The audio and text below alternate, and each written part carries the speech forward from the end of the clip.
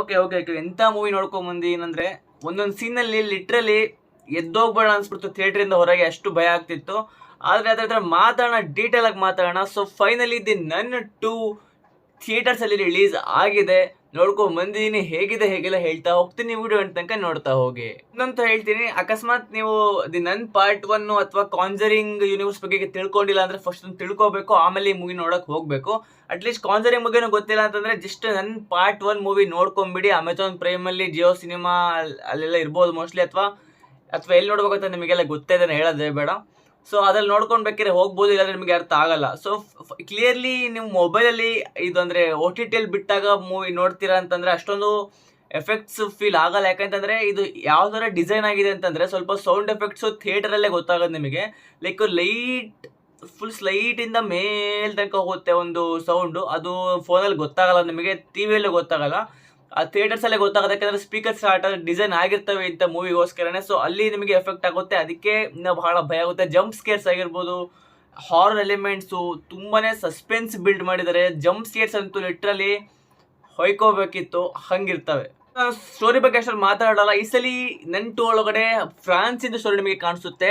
ಇದರಲ್ಲಿ ಒಂದು ಕಿಲ್ ಆಗುತ್ತೆ. ಸೊ ಅದು ಇನ್ವೆಸ್ಟಿಗೇಷನ್ ಮಾಡ್ತಾ ಹೋಗ್ತಾರೆ. ಇನ್ವೆಸ್ಟಿಗೇಷನ್ ಮಾಡ್ಬೇಕಾದ್ರೆ ಏನಂತ ಒಂದು ಡಿಫಿಕಲ್ಟೀಸು, ಏನಂತ ಒಂದು ಹಾರರ್ ಎಲಿಮೆಂಟ್ಸ್ ಅವ್ರು ಫೇಸ್ ಮಾಡಬೇಕಾಗಿ ಬರುತ್ತೆ. ಅದೇ ಪೂರ್ತಿ ಸ್ಟೋರಿ ಬೇಸ್ ಆಗಿದೆ.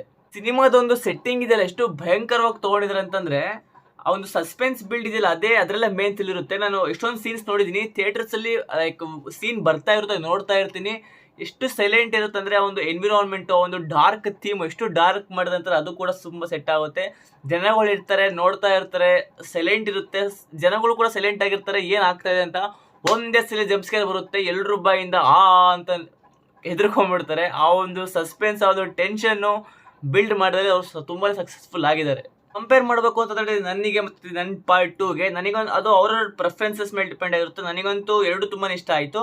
ಸೊ ಆ್ಯಕ್ಚುಲಿ ನನಗೆ ಪಾರ್ಟ್ 1 ಇಷ್ಟ ಆಗಿತ್ತು, ಯಾಕಂದರೆ ಅದೊಂದು ಪೂರ್ತಿ ನನಗೆ ಹೊಸಬ ಆಗಿದೆ ಕಾಂಜರಿಂಗ್ ಯೂನಿವರ್ಸಿಗೆ. ಆ ಒಂದು ಎಲ್ಲ ಎಲಿಮೆಂಟ್ಸ್ ನನಗೆ ಭಯ ಆಗ್ತಾ ಇತ್ತು. ಆದರೆ 2018ಇಂದ 23 ತನಕ ಬಹಳ ಹಾರರ್ ಮೂವೀಸ್ ನೋಡ್ಬಿಟ್ಟಿದ್ದೀನಿ. ಸೊ ಆ ಒಂದು ಸರ್ಪ್ರೈಸ್ ಲೆವೆಲ್ಲು, ಆಮೇಲೆ ಒಂದು ಥ್ರಿಲ್ಲಿಂಗು, ಆಮೇಲೆ ಇರುತ್ತಲ್ಲ ಒಂದು ಅದು ಶಾಕ್ ಆಗೋದು ಅಷ್ಟೊಂದು ಆಗಲಿಲ್ಲ. ಯಾಕಂದರೆ ಎಲ್ಲ ಭಾಳ ನೋಡ್ತಾ ಇರ್ತೀವಲ್ಲ, ಸೊ ಗೆಸ್ ಮಾಡಿಬಿಡ್ತೀವಿ ನೋಡ್ತಾ ಏನಾಗ್ಬೋದು ಅಂತ. ಸೊ ಅದೊಂದು ಸ್ವಲ್ಪ ಆಯಿತು. ಆದರೆ ಪಾರ್ಟ್ 1 ತುಂಬಾ ಇಷ್ಟ ಆಗಿತ್ತು. ಪಾರ್ಟ್ 2 ಚೆನ್ನಾಗಿದೆ, ಇಲ್ಲ ಅಂತಲ್ಲ, ಹೆದರ್ಸುತ್ತೆ. ನಿಮಗೆ ಮೇನ್ ಏನು ಬೇಕು, ಹೆದರ್ಸ್ಬೇಕು ಮೂವಿ, ತುಂಬಾ ಹೆದರ್ಸ್ಬೇಕಂತ ನಿಮಗೆ ಅಂದ್ಕೊಂಡಿದ್ರೆ ಪಕ್ಕ ಈ ಮೂವಿ ನಿಮಗೆ ಹೆದರ್ಸುತ್ತೆ. ಎಸ್ಪೆಷಲಿ ಜಂಪ್ ಸ್ಕೇರ್ಸ್ ತುಂಬ ಹೆದರ್ಸುತ್ತೆ.